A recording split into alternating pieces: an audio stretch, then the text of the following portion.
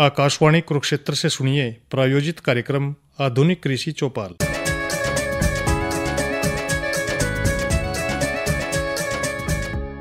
किसान भाइयों और बहनों, मैं हूँ रितिका और मैं ओपी राठौर। हम दोनों की ओर से सभी श्रोताओं का स्वागत, अभिनंदन और सादर नमस्कार। हम एक बार फिर हाजिर हैं आपके मनपसंद और उपयोगी कार्यक्रम के साथ, जिसका नाम है आधुनिक कृषि चौपाल, विज्ञान से किसान तक।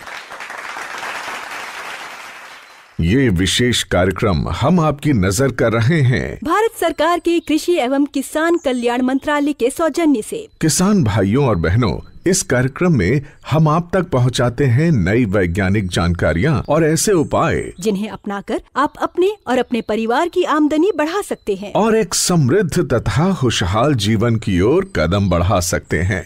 ऐसी उपयोगी जानकारियों और काम की बातों का खजाना लेकर हमारे साथ जुड़ रहे हैं अनुभवी कृषि वैज्ञानिक, और इनसे अपनी जिज्ञासाओं, अपने सवालों का समाधान जानने के लिए हमारे साथ प्रगतिशील किसान भी हैं। श्रोताओं, आज की आधुनिक कृषि चौपाल में हम मुख्य रूप से बात करेंगे मखाना की। मखाना यानी बिहार की एक ऐसी प्रमुख फसल जिसमें किसानों की आमदनी बढ़ाने की भरपूर संभावनाएं मौजूद हैं। श्रोताओं, जैसा कि आप सभी जानते हैं कि मखाना एक जलीय फसल है। इसे तालाबों, पोखरों आदि में उगाया जाता है।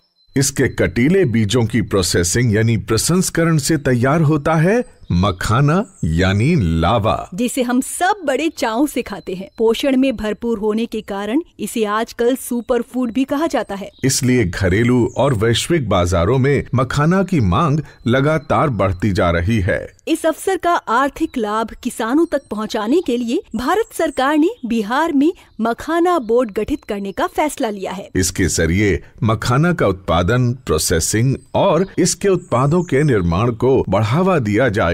साथ ही मखाना और इसके उत्पादों को घरेलू और वैश्विक बाजारों तक पहुंचाने के लिए मार्केटिंग में भी मदद की जाएगी। बिल्कुल। किसान भाइयों और बहनों, सबसे बड़ी बात ये है कि आपको मखाना की आधुनिक खेती और प्रोसेसिंग के लिए तकनीकी सहायता और प्रशिक्षण भी दिया जाएगा, और मखाना की खेती करने वालों के किसान उत्पादक संगठन यानी FPO बनाए जाएंगे। इससे किसानों का लाभ और आमदनी बढ़ेगी। आपको ये भी बता दें कि बिहार के दरभंगा में भारतीय कृषि अनुसंधान परिषद यानी ICAR का राष्ट्रीय मखाना अनुसंधान केंद्र कार्य कर रहा है, जहां मखाना की खेती से जुड़े लगभग सभी पहलुओं पर वैज्ञानिक अनुसंधान किया जाता है और उसके उपयोगी नतीजे किसानों तक पहुंचाए भी जाते हैं। किसान भाइयों और बहनों, हमारी आज की कृषि चौपाल में हमारे साथ जुड़ रहे हैं इसी राष्ट्रीय मखाना अनुसंधान केंद्र के अनेक वैज्ञानिक, जो हमें मखाना की खेती से जुड़े अनेक तकनीकी पहलुओं पर उपयोगी जानकारी देंगे। तो सबसे पहले बात करते हैं इसी केंद्र के वरिष्ठ वैज्ञानिक डॉक्टर मनोज कुमार से। डॉक्टर साहब, बिहार में ऐसा क्या खास है जिससे यहाँ मखाना की खेती खूब फलती फूलती है? मखाने का जितना भी उत्पादन होता है हमारे यहाँ, उसका करीब 85% उत्पादन बिहार में ही होता है और खासकर मिथिला के क्षेत्र में होता है। यहाँ की एक कहावत बहुत ही प्रचलित है कि पग पग पोखर माछ मखान, ये है मिथिला की पहचान। तो मखाना हमारे मिथिला की पहचान रही है और आज बड़े हर्ष का ये विषय है कि मिथिला के मखाना ने मिथिला क्षेत्र को पुनः विश्व के मानचित्र पर स्थापित कर दिया है। निश्चित तौर पर हमारी मिट्टी, यहाँ का जलवायु, इसमें वो सारे गुण हैं, उतनी अनुकूलता है जिसने मखाना की खेती को प्रोत्साहित किया है। हमारे यहाँ तालाबों की संख्या काफी ज्यादा है। परंपरागत तौर पर मखाने की खेती तालाबों में होती आ रही है। इसके अलावा आप देखें तो पानी की जो आनुपातिक उपलब्धता अन्य प्रांतों की तुलना में हमारे उत्तर बिहार के क्षेत्र में और मिथिला क्षेत्र में ज्यादा है। और इन सब चीजों के अलावा जो सबसे महत्वपूर्ण चीज है, जो यहाँ सहायक है मखाना की खेती के लिए, वो है मिथिला के किसानों के पास, यहाँ के श्रमिकों के पास मखाना के उत्पादन और प्रसंस्करण के लिए जरूरी जो कौशल है, ये उनके पास है। डॉक्टर साहब, हमारे साथ एक किसान भाई हैं राम प्रसाद जी। इनका एक सवाल है आपसे।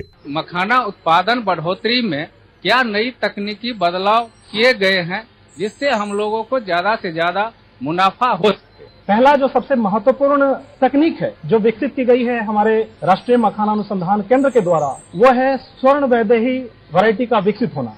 स्वर्ण वैदेही एक उच्च उत्पादन क्षमता वाली किस्म है जिसमें 28 से 30 क्विंटल प्रति हेक्टेयर उत्पादन की क्षमता है। परंपरागत तौर पर जब हम तालाब में मखाने की खेती करते थे तो हमारी जो उत्पादकता होती थी 14 से 16 क्विंटल प्रति हेक्टेयर होती थी, लेकिन हमारी जो किस्म है स्वर्ण वैदेही, अगर इसकी खेती आप करते हैं तो 28 से 30 क्विंटल प्रति हेक्टेयर तक आप उत्पादकता प्राप्त कर सकते हैं। इसके अलावा जो दूसरे बदलाव हुए हैं वो कि परंपरागत तौर पर जहां तालाबों में खेती होती आ रही थी, अब खेत पद्धति से इसकी खेती संभव हो पाई है। कम पानी में, 1 फीट पानी में, 1.5 फीट पानी में अब आप मखाने की खेती बहुत ही सुगमता पूर्वक कर सकते हैं। इसके अलावा आप देखें तो पौध संरक्षण की नई तकनीक, भूमि एवं जल संरक्षण की तकनीक, इसके अलावा पोषक तत्वों के प्रबंधन की तकनीक विकसित की गई है और इन सब चीजों के अलावा भारी संख्या में हमने किसानों को तकनीकी प्रशिक्षण भी दिया है।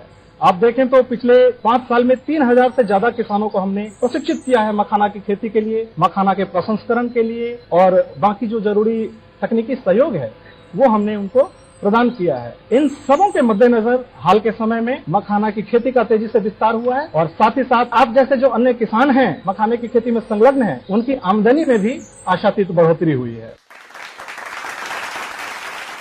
हमारे साथ हैं किसान, इनका भी एक सवाल है। सर, मेरा सवाल है कि मखाना उत्पादन बढ़ाने के लिए किन उन्नत किस्मों को चुन सकते हैं? इस अहम सवाल का जवाब लेते हैं डॉक्टर BR जेना जी से, जो राष्ट्रीय मखाना अनुसंधान केंद्र के वरिष्ठ वैज्ञानिक हैं। स्वर्णवैदेही जो मखाना का पहले वैरायटी है वो हमारे research centre, national research centre for makhana से 2006 में निकाला गया है। वो वैरायटी अच्छा वैरायटी है।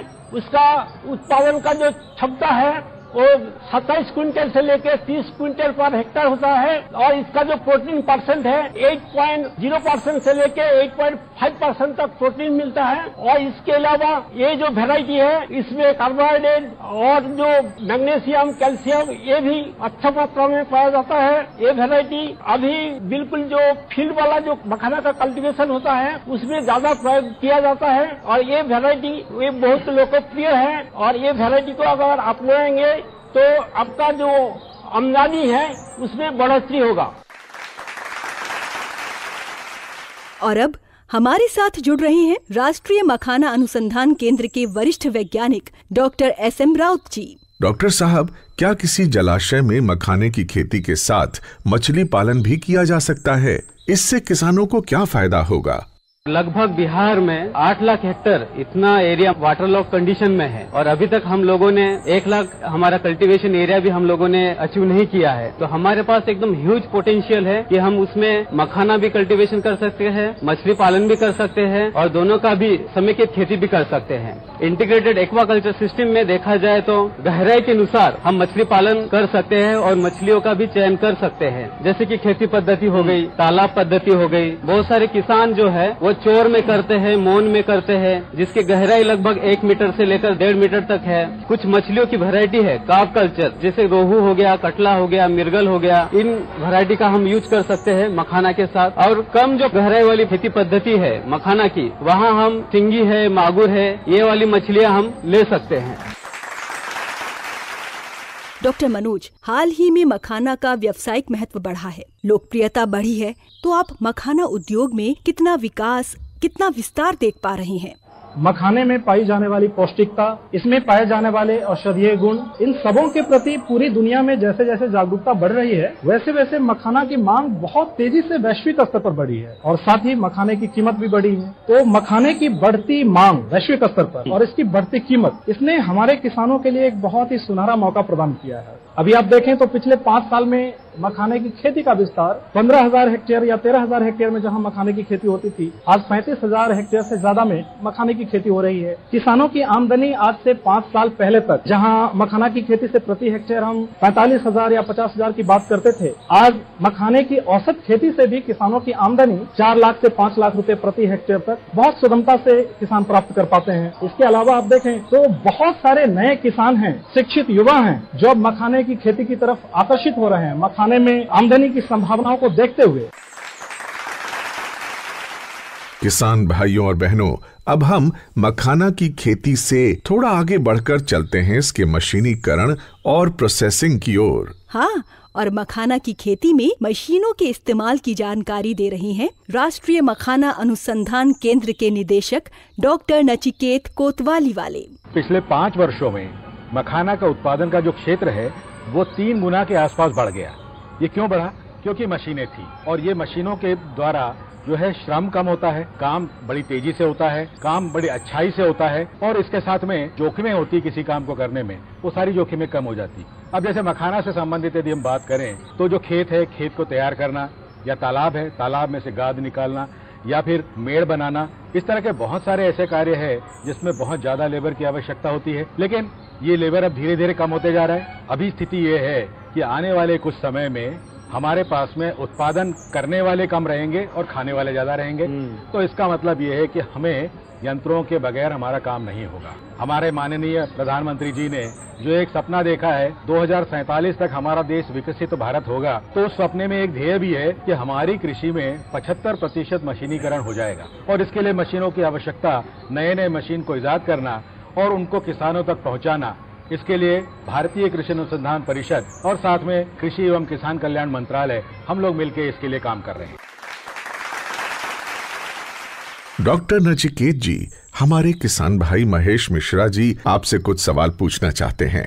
मखाना निकालने के बाद लावा बनाने के लिए कौन कौन सी विभिन्न प्रक्रिया की जाती है? और दूसरा क्वेश्चन है कि मशीन को उपयोग करके मखाना लावा बनाने से क्या फायदा होते हैं? मखाना अनुसंधान संस्थान 2023 से पुनर्जागृत हुआ है, तो हमारा इसमें मुख्य कार्य यही है कि हम मखाना की प्रोसेसिंग से संबंधित यंत्रों को लेके आए। जैसा आपको पता होगा, जो परंपरागत खेती होती है उस खेती में और जो प्रोसेसिंग होती है उस प्रोसेसिंग में बहुत ज्यादा श्रम लगता है। अलग अलग कड़ाही और साथ में बहुत सारे औजारों का उपयोग करके धूल और धुएं में बैठकर किसान ये काम करते हैं, और जिसमें मखाना की जो गुणवत्ता है वो भी शायद निश्चित नहीं हो पाती है। तो जब आप मशीनों का उपयोग करते हैं तो मशीनों का उपयोग कहाँ कहाँ कर सकते हैं?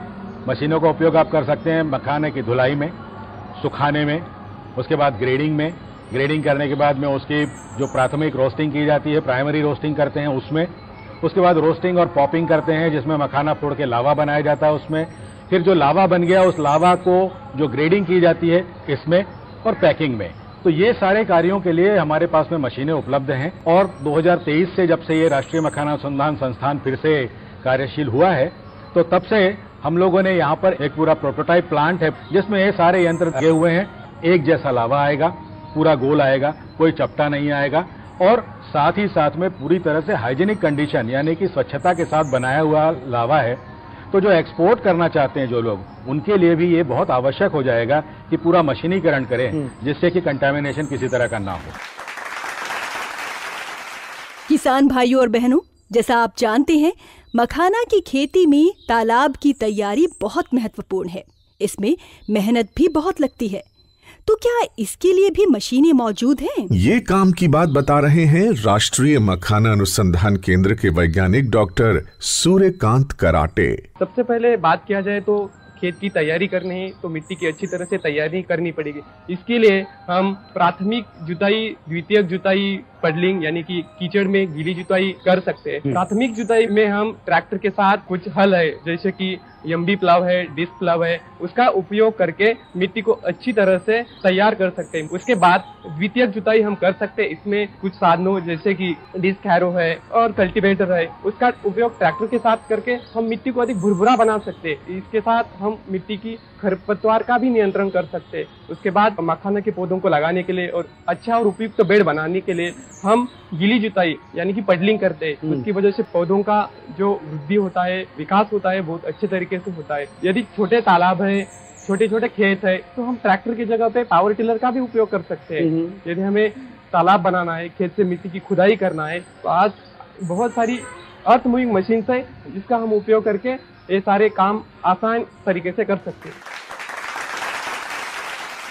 डॉक्टर साहब, इसी के साथ मखाना में जल प्रबंध के उपायों के बारे में भी बता दीजिए। अभी मखाना खेती के लिए जल की आपूर्ति करना बहुत ही जरूरी बात है। उसमें हम सेंट्रीफ्यूगल पंप का भी उपयोग कर सकते हैं, सबमर्सिबल पंप का भी उपयोग कर सकते हैं।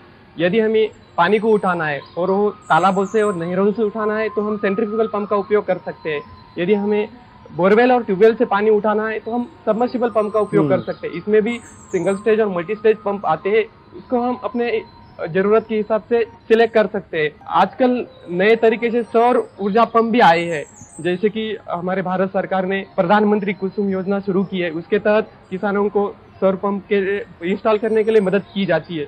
तो सौर पंप का भी उपयोग हम पानी को उठाने के लिए कर सकते हैं। तो मखाना की फसल के लिए बताया जाए तो इसके लिए स्वच्छ और मीठा जल चाहिए, यानी कि उसका पीएच और इलेक्ट्रिकल कंडक्टिविटी देखी जाए तो इसका पीएच लगभग न्यूट्रलिटी के आसपास मीन्स 6.5 से लेके 8 तक होना चाहिए। वही इलेक्ट्रिकल कंडक्टिविटी 0.5 डिजी साइमन पर मीटर के कम होनी चाहिए। उसको जांचने के लिए हम जो आजकल अवेलेबल है पीएच मीटर और इलेक्ट्रिकल कंडक्टिविटी मीटर, उसका इस्तेमाल कर सकते हैं।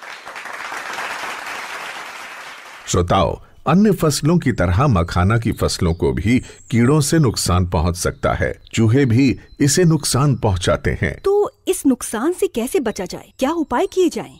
ये उपयोगी जानकारी दे रहे हैं राष्ट्रीय मखाना अनुसंधान केंद्र के वैज्ञानिक डॉक्टर विनोद कुमार पसला जी। जैसे अन्य फसलों में कीड़ा लगता है, हमारा मखाना के खेतों में कीड़ा का बहुत सारा नुकसान पहुंचा सकता है। खासकर देखा जाएगा तो हम नर्सरी स्टेज से लेकर फ्लावरिंग स्टेज तक ये नुकसान देखने के लिए ज्यादा मिलता है। जैसे कुछ कीड़ा है, जैसे उसका बुरा असर पड़ता है हमारा उपज में और उसका मखाना गुणवत्ता में। जैसे लाही, उसको माहू भी बोलता है। इसको जो नर्सरी स्टेज में दिसंबर से लेकर मार्च तक ये उसका प्रकोप मिलता है। इसका वजह से ये पत्ता में रस चूसने वाला है। ये रस चूसने की वजह से पत्तियां पीला पड़ जाती है, सड़ जाती है, और इसका जो मेन ये नर्सरी स्टेज में देखने के लिए मिलता है। इसके अलावा सिंगारा भ्रूण करके एक कीड़ा है, वह भी पत्ते पर खा के उसको पूरा जो भी क्लोरोफिल है जो फोटोसिंथेसिस करके हमको मखाना बनाता है वो कम हो जाता है। उसकी वजह से हमारा उपज में बुरा असर पड़ता है। उसके अलावा जड़ बेधक करके एक कीट आता है, वो पूरा जड़ का हमला करके उसको खाता है। इसके वजह से हमारा पौधा ये पोषक तत्व और पानी का नहीं ले पाता है, उसके बाद उसका मौत भी हो सकता है। किसान भाइयों और बहनों, अब हम थोड़ा आगे बढ़ते हैं और देखते हैं मखाना को एक उद्यम या एंटरप्राइज के रूप में। डॉक्टर विनोद जी, हमारे एक मखाना उद्यमी अमरजीत साहनी जी आपसे पैकेजिंग के बारे में एक सवाल पूछना चाहते हैं। मखाना पॉप के लंबे समय तक भंडारण के लिए किस प्रकार की पैकेजिंग अच्छा रहेगा? जो पैकेजिंग मटेरियल जैसे होना चाहिए, जैसे मल्टी लेयर लैमिनेटेड पाउच। इसमें क्या होता है, डिफरेंट लेयर्स ऑफ पाउच होता है। ऊपर का हिस्सा पॉलीथिलीन का बना होता है, अंदर का एल्यूमिनियम फॉइल जैसे होता है, जिसका वजह से वो नमी नियंत्रित होता है और उसका कीड़ा की अटैक भी रोक सकता है। इसके वजह से हम लंबे समय तक स्टोर कर सकते हैं। इसके अलावा एक वैक्यूम सील है। वैक्यूम सील मतलब उसका पैकेट के अंदर से पूरा हवा निकल के हम मखाना स्टोर करते तो हम लंबा समय तक स्टोर कर सकते हैं। इसके अलावा जो एडिशनल प्रोटेक्शन के लिए सिलिका जेल पैकेट और ऑक्सीजन अब्जॉर्बेंट जो प्राणवायु है वो पैकेट में डालेगा तो उसका पूरा प्राणवायु ऑब्जर्व कर लेगा। जब कीड़ा को प्राणवायु न मिलेगा वो उधर ही मर जाएगा, क्योंकि उसका लंबे समय तक हम भंडारण कर सकते हैं। श्रोताओं, आपने सुना होगा कि मखाना के मूल्यवर्धन या वैल्यू एडिशन में इसकी बाजार कीमत बढ़ जाती है, उद्यमियों का लाभ भी बढ़ जाता है। तो क्या है ये वैल्यू एडिशन? इस सवाल का जवाब दे रहे हैं राष्ट्रीय मखाना अनुसंधान केंद्र के प्रधान वैज्ञानिक डॉक्टर राजेश कुमार।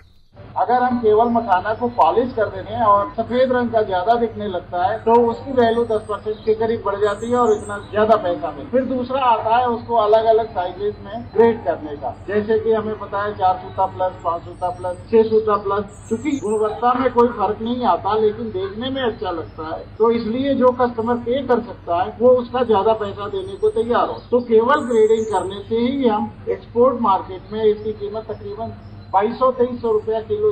तीसरा एस्पेक्ट आता है, अगर हम प्रोडक्ट के रूप में ले आए, इसके साथ और सारे मसाले मिलाए जाए, थोड़ा सा तेल मिलाया जाए, उसको पैक किया जाए और कंज्यूमर तक पहुंचते हैं, तो ये एक नए तरह का वैरायटी होती है, नया तरह का प्रोडक्ट है, मार्केट में अवेलेबल है। हमारा संस्थान ICAR के कई संस्थान इस पर काम भी कर रहे हैं और अलग अलग ट्रेनिंग और भी देते हैं। अब हमारे साथ जुड़ रहे हैं राष्ट्रीय मखाना अनुसंधान केंद्र के प्रधान वैज्ञानिक डॉक्टर राहुल कुमार राउत। डॉक्टर साहब, पोषण के नजरिए से मखाना में ऐसी क्या खूबियां हैं जो इसे सुपर फूड बनाती हैं? पहला है इसमें कि प्रोटीन की मात्रा इसमें अच्छी होती है।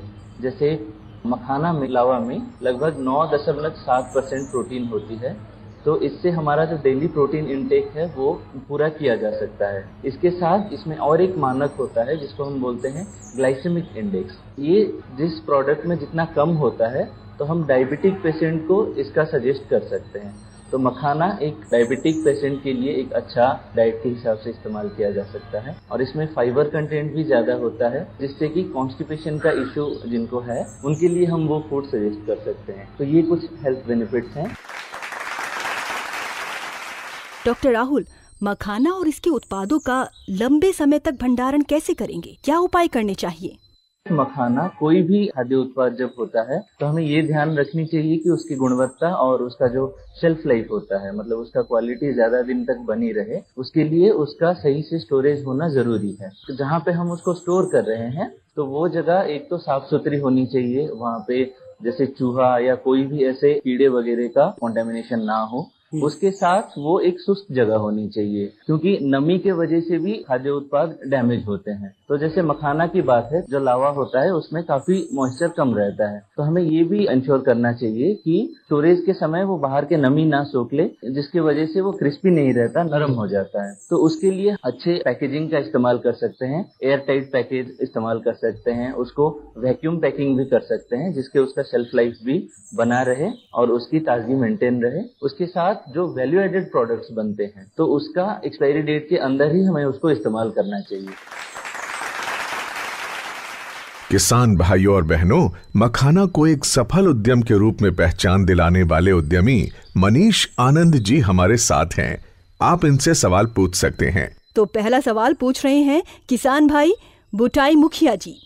हम 25 तालाब मछली और एवं मखाना का काम कर रहा हूँ, साथ साथ लावा का भी काम कर रहा हूँ। हमसे सर से निवेदन ये है कि हम किसान उद्यमियों से क्या लाभ उठा सकता हूँ? किसान डायरेक्टली या तो उद्यम में आ जाएं, तब तो वो भी उद्यमी हो जाएंगे तो कर सकते हैं, या अगर आप किसानी में ही रुक रहे हैं, जो उद्यमी है आपके आसपास, आपके जिला में हो, आपके राज्य में हो, जिसके साथ आपको टाई अप करना, आप कॉन्ट्रैक्ट फार्मिंग कर लीजिए। तो उससे क्या हुआ कि आपको पता रहे कि मुझे ये श्योर पैसा मिल रहा है। एक तो ये तरीका है। दूसरा, आप तो मखाना इससे मिलना चाहिए कि इसका विदेशों में बहुत ज्यादा भारी मांग है ऑर्गेनिक मखाना के लिए, तो आप लोग ऑर्गेनिक खेती कीजिए तो आपको ज्यादा पैसे मिलेंगे। तीसरा क्या है, उद्यमी के साथ मिलकर ट्रेसेबिलिटी रिपोर्ट होता है। अगर सपोज कोई पैकेट यूएस में बिक रहा है या बॉम्बे या दिल्ली बिक रहा है तो पता होगा बायर को, कंज्यूमर को, कि वो किस खेत से बन के आया है, उसका वैल्यू चेन क्या है। तो इससे इसका एक फायदा हो जाता है। दूसरा, जो नए किसान आने वाले हैं जिनको पता नहीं, अभी फर्स्ट टाइम करेंगे, तो उनको ये नहीं पता है कि हम इसको बेचेंगे कहाँ पे, तो उस केस में भी अगर आप किसी उद्यमी से टच में रहते हैं तो आप उनके साथ कांटेक्ट कर सकते हैं। आपको हैंड होल्डिंग करके आपका जो बाय प्रोडक्ट है बता सकता है क्या करना है। दूसरा, अगर आप उनसे उद्यमी से टच में रहते हैं तो मार्केट में क्या आने वाला है, किसान को हो सकता है उसकी जानकारी नहीं हो। जब वो उपज बेच ले तब पता चलेगा ये तो हमने सस्ते में बेचा या हमने बहुत महंगे बेच दिया। श्रोताओ, अपने स्वास्थ्य लाभों के कारण मखाना का बाजार देश विदेश में फैल रहा है, मांग बढ़ रही है। इस बाजार के बारे में सही जानकारी देने के लिए हमारे साथ जुड़ रहे हैं राजीव रंजन झा जी, जो एक सफल उद्यमी हैं। सबसे पहले तो हम जहाँ पर बैठे हुए हैं इस रीजन को बोलते हैं मिथिलांचल। शरद पूर्णिमा का दिन होता है, उस दिन पूरा मिथिलांचल में सबसे ज्यादा कंजम्पशन एक दिन में, एक रात में होता है मखाना, उसको कोजगरा बोलते हैं। उसके बाद बिहार से सटे हुए राज्य जो हैं, बंगाल हैं, यूपी हैं, जहाँ पर होती है, देश की मैं बात कर रहा हूँ। इसके बाद अभी देखा गया है जो हमारे मेट्रोपॉलिटन सिटी मुंबई और दिल्ली, यहाँ पर भी मखाना यूज होने लगा है स्नैकिंग के रूप में। आगे चलते हैं, नया राज्य जो कुछ जुड़े हैं इसमें, उसमें गुजरात और साउथ के कुछ राज्य जुड़े हैं, वहाँ पे भी मखाना पहले से ज्यादा कंज्यूम होने लगा है। अब हम बात करते हैं अंतर्राष्ट्रीय बाजार की। तो अंतर्राष्ट्रीय बाजार में सबसे ज्यादा अगर कंजप्शन देखा गया है, यूएस सबसे ज्यादा कंज्यूम करते हैं, यूके हैं। तो इस तरह से देखा जाता है जो राष्ट्रीय और अंतर्राष्ट्रीय मार्केट दोनों ही 10 से 15% के एवरेज से बढ़ रहे हैं। मखाना बोर्ड के गठन को लेकर हमारे किसान भाइयों में काफी आशाएं हैं। इसका किसान भाइयों को क्या लाभ होगा, बता रहे हैं भारत सरकार के अपर आयुक्त प्रशांत अरमोरिकर जी। बजट सत्र 2025 में जो घोषणा हुई थी कि मखाना बोर्ड की स्थापना होनी है, उसके बाद ये जो कृषि चौपाल है, इसमें जो यह चर्चा है ये बहुत महत्वपूर्ण है। ये नीतिगत फैसले लेने में इसमें एक किसान और वैज्ञानिकों के बीच में जो चर्चा हुई है उसके माध्यम से भी नीतिगत फैसले लिए जाएंगे। दूसरी बात मैं आपको यह बताना चाहता हूं कि जलवायु परिवर्तन को ध्यान में रखते हुए मखाना में उत्पादकता बढ़ाने के लिए जो तकनीकी इंटरवेंशन की जरूरत है और इसके लिए बहुत सारे रिसर्च अनुसंधान की जरूरत है अभी, जिसके लिए ICAR को अनुसंधान की तरफ ध्यान देना होगा। और तीसरी महत्वपूर्ण बात, भारत सरकार की सारी योजनाएं ऐसी है कि जिसमें कृषि का उत्पादन कैसे बढ़े और किसानों की आय में वृद्धि कैसे हो, इस पर निरंतर चर्चा होती है और हमारे सारे जो कार्यक्रम है किसान कल्याण के इसी पर आधारित है। मैं आपको बता दूं कि भारत में 730 से ज्यादा जिलों में कृषि विज्ञान केंद्र भी है और एग्रीकल्चर टेक्नोलॉजी मैनेजमेंट एजेंसी आत्मा भी है। डॉक्टर राजेश जी, एक सवाल है आपसे। मिथिला अंचल के मखाने को भारत सरकार की ओर से क्या कोई विशेष पहचान दी गई है? GI टैग जैसी कोई व्यवस्था है क्या?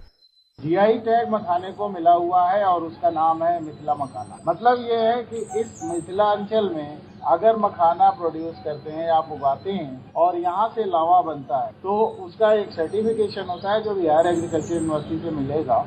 वो अगर आप लगाते हैं उसके साथ तो ये आपकी पहचान, अगर अमेरिका में वो मिल जाता है तो उस पर लिखा हुआ रहेगा कि ये मिथिला मखाना है और मिथिलांचल से है, तो ये आपकी पहचान को वहाँ तक पहुँचाता है। आज हमारे साथ ML कॉलेज दरभंगा के पूर्व प्रधानाचार्य डॉक्टर विद्यानाथ झा भी हैं। डॉक्टर झा, आप मखाने की पौष्टिक खूबियों, इसके स्वास्थ्य लाभों को किस तरह देखते हैं?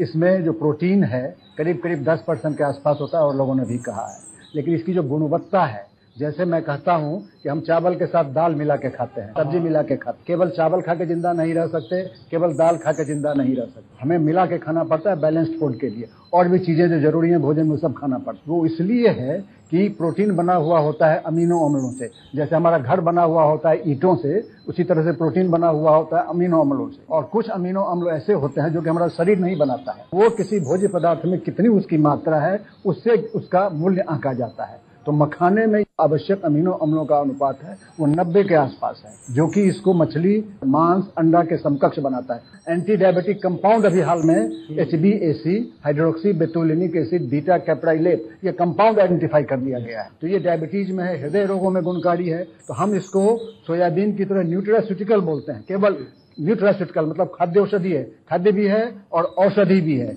यहाँ तक कि इसका जो खपड़ुइया है, सीड कोट, उसमें बहुत सारे एसेंशियल फैटी एसिड्स मिले हैं। जैसे अमीनो एसिड्स हमारे लिए आवश्यक है, हमारे लिए फैटी एसिड भी आवश्यक है। और जो फैटी एसिड हमारा शरीर नहीं बनाता है वो इसके सीड कोट में है। किसान भाइयों और बहनों, मखाना पर हुई इस रोचक और उपयोगी चर्चा में बात करते करते समय का पता ही नहीं चला। हाँ बिल्कुल। और अब हम आ पहुँचे हैं आधुनिक कृषि चौपाल के आखिरी पड़ाव यानी समापन की ओर। आशा करते हैं कि हमारे किसान भाई वैज्ञानिकों द्वारा दी गई उपयोगी जानकारियों का लाभ उठाएंगे, नए उपायों को अपनाएंगे और अपनी आमदनी बढ़ाकर समृद्धि की ओर अग्रसर होंगे। आधुनिक कृषि चौपाल से जुड़कर किसान भाइयों को बहुमूल्य सलाह देने के लिए हम सभी वैज्ञानिकों के प्रति आभार प्रकट करते हैं। और हम धन्यवाद देते हैं उन मखाना उद्यमियों को भी जिन्होंने किसानों को सफल उद्यमिता के गुर बताए। साथ ही आधुनिक कृषि चौपाल से जुड़ने वाले सभी किसान भाइयों बहनों और श्रोताओं के भी हम आभारी हैं। श्रोताओं, इस विशेष कार्यक्रम को और अधिक रोचक और उपयोगी बनाने के लिए हमें आपके सुझावों और मार्गदर्शन की जरूरत है। कृपया ईमेल भेजकर अपने सुझाव भेजें और ये भी बताएं कि आज का कार्यक्रम आपको कैसा लगा। हमारा ईमेल पता नोट करें, kkbongold@gmail.com। ईमेल पता एक बार फिर सुन लें, kkbongold@gmail.com। श्रोताओं, हमें आपके ईमेल्स की प्रतीक्षा रहेगी। श्रोताओं, हम जल्द ही एक बार फिर आपसे रूबरू होंगे आधुनिक कृषि चौपाल की एक नई कड़ी के साथ, उपयोगी जानकारियों के नए गुलदस्ते के साथ। तब तक के लिए हमें और हमारी टीम को दीजिए विदा। नमस्कार।